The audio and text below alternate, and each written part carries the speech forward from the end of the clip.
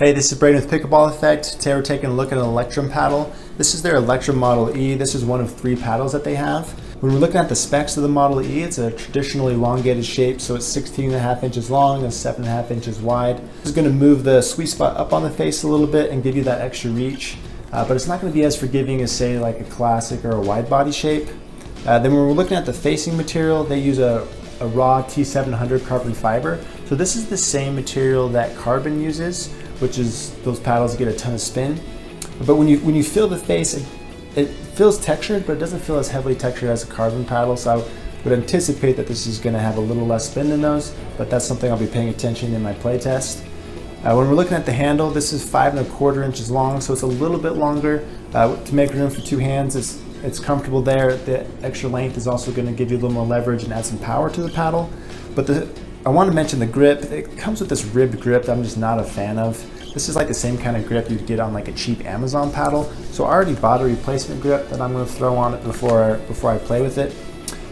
When we're looking at the core, it's a polymer core that's 16 millimeters thick, so I would anticipate that to give us a nice touch and feel around the net. And then when we're looking at the weight, the average weight for these is about 8 to 8.5 ounces, which is a little on the heavier side. So this is the Electrum Model E. Let's go put it on the court and see how it plays.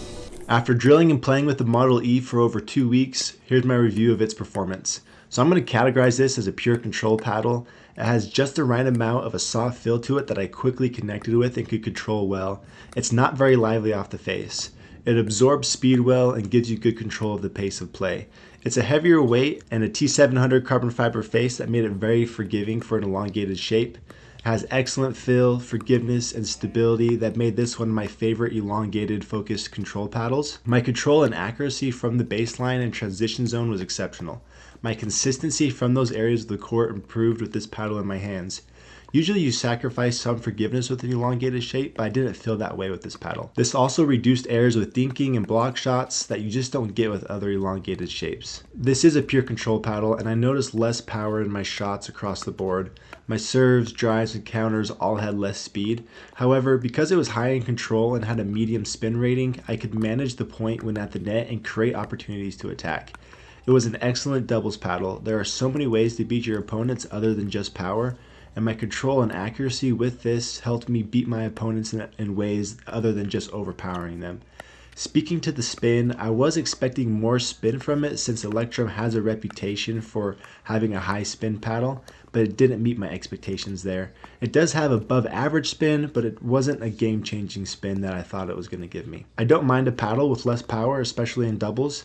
However, there were moments with shots like backhand putaways that I wish it had more pop than what I could get out of it. The paddle is on the heavier side and you could feel it. There are benefits of having a heavier paddle like stability, but there are also downsides like paddle speed. This paddle definitely felt slower in hand battles and when I was scrambling.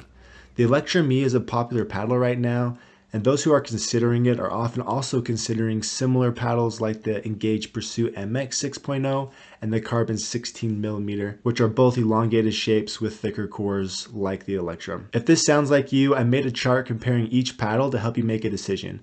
So the Electrum offered the best control and forgiveness of the 3.